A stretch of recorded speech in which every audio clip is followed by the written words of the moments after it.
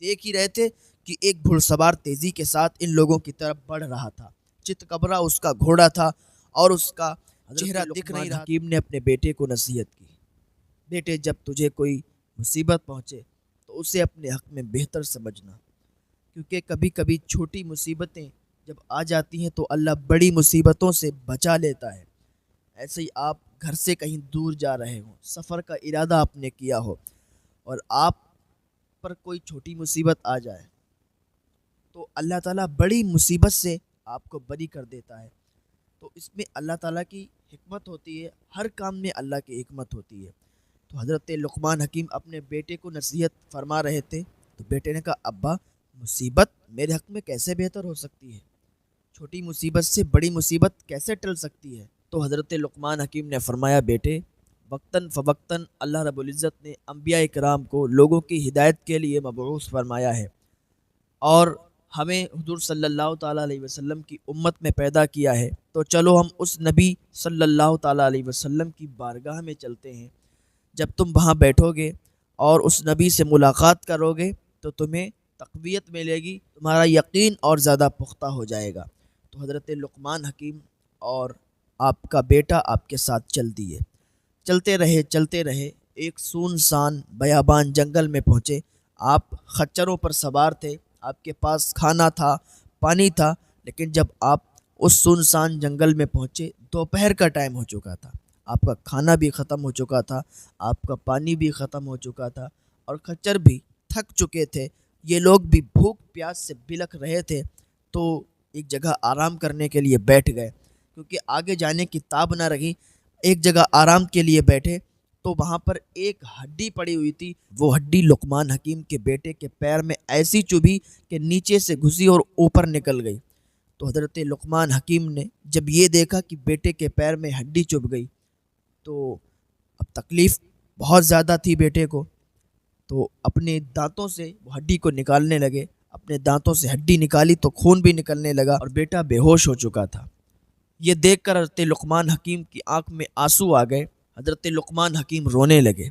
جب آپ روئے تو آپ کے آنسو جب لقمان حکیم کے بیٹے کے اوپر گرے، لقمان حکیم کا بیٹا ہوش میں آ گیا، اور باپ کو جب روتے ہوئے دیکھا کہنے لگا، بابا آپ تو کہتے تھے چھوٹی مصیبت آتی ہے تو بڑی مصیبت ٹل جاتی ہے، ہمارے پیر میں یہ ہڈی چبھی، یہ کانٹا چبھا، تو ابا آپ کیوں رو رہے ہیں؟ تو حضرت لقمان حکیم نے فرمایا، بیٹا میں تیرا باپ ہوں، اور جو باپ ہوتا ہے نا اس سے محبت بڑی ہوتی ہے بیٹے سے۔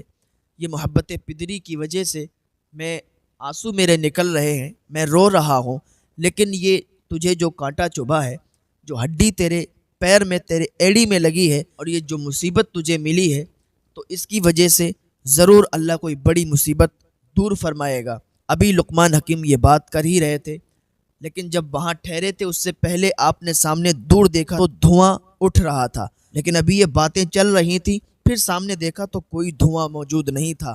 حضرت لقمان حکیم سوچنے لگے، ابھی تو دھواں اٹھ رہا تھا، ابھی تو ایک وہاں پر گاؤں دکھ رہا تھا، ایک بستی دکھ رہی تھی، لیکن اب تو وہاں کچھ نہیں دکھ رہا ہے۔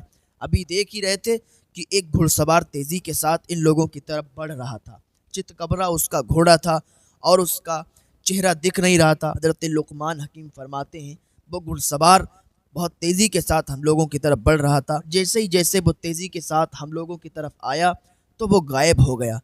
جب غائب ہو گیا تو ہم لوگ اسے دیکھنے لگے، لیکن ایک آواز آئی، کیا تم ہی لقمان حکیم ہو؟ تو میں نے کہا، ہاں میں ہی لقمان حکیم ہوں۔ پھر اس گھڑ سوار نے کہا، تمہارے اس ناسمجھ بیٹے نے تم سے کیا کہا؟ تو حضرت لقمان حکیم کہتے ہیں، اے اللہ کے بندے تو کون ہے؟ تو نظر نہیں آ رہا ہے، تو نظر تو آ کہ تو ہے کون؟ تو وہ گھڑ سوار کہتا ہے، میں کوئی اور نہیں ہوں، میں اللہ کا بھیجا ہوا فرشتہ جبریل امی ہوں۔ حضرت جبریل علیہ السلام نے فرمایا کہ مجھے انبیاء کرام اور مقرب فرشتے ہی دیکھ سکتے ہیں۔ فرمانے لگے کہ مجھے اللہ رب العزت نے بھیجا کہ اس بستی کو تباہ کر دوں اور اس کے آس پاس رہنے والوں کو زمین میں دھسا دوں۔ تو مجھے خبر دی گئی کہ تم دونوں بھی اس شہر میں آ رہے ہو، تو میں نے اللہ رب العزت کے حضور دعا کی کہ ان لوگوں کو شہر آنے سے روک دے، تو اللہ رب العزت نے تمہیں آزمائش میں ڈال دیا اور تمہارے بیٹے کے پیر میں کانٹا چبھ گیا۔ اس طرح تم ایک چھوٹی مصیبت سے بہت بڑی مصیبت یعنی زمین میں دھسنے سے بچ گئے۔ پھر حضرت جبریل علیہ السلام نے اپنا ہاتھ اس لڑکے کے زخم پہ پھیرا تو اس کا زخم صحیح ہو گیا، اور کھانے کے برتن پر پھیرا تو کھانا موجود ہو گیا، پانی کے برتن پر پھیرا تو پانی آ گیا، اور کھچر پر پھیرا تو کھچر طاقتور ہو گیا۔ حضرت لقمان حکیم فرماتے ہیں کہ ابھی ہم لوگ جنگل میں تھے اور ایک دم ہی سے گھر پہ آ گئے، کیونکہ حضرت جبریل علیہ السلام نے وہاں سے اٹھایا اور ان کے گھر پہ چھوڑ دیا۔ پتہ چلا کہ چھوٹی چھوٹی مصیبتیں جب آ جاتی ہیں تو اللہ تعالیٰ بڑی بڑی مصیبتوں کو دور کر دیتا ہے۔ بھی ایسا ہو جاتا ہے کہ سالن گر جائے تو گھر والوں پر غصہ مت کرنا، کبھی دودھ کا پیالہ گر جائے تو گھر والوں کو غصہ مت کرنا، بیوی کو تھپڑ مت مار دینا۔ یہ چھوٹی چھوٹی مصیبتیں ہو جاتی ہیں، کچھ بھی ہو جائے، چھوٹی مصیبت جب آتی ہے نا تو ضرور اس میں کچھ نہ کچھ حکمت ہوتی ہے، اور اللہ تعالیٰ بڑی مصیبتوں سے ہمیں دور کر دیتا ہے۔ الحمدللہ جب بھی مجھ سے کوئی چیز ٹوٹ جائے، یا دودھ کا پیالہ گر جائے، یا پانی گر جائے، یا سالن گر جائے، کوئی چھوٹی مصیبت آئے تو الحمدللہ میرا یقین اور میرا ماننا یہ رہتا ہے کہ میرے اللہ نے مجھ سے بہت بڑی مصیبت کو دور کر دیا ہوگا۔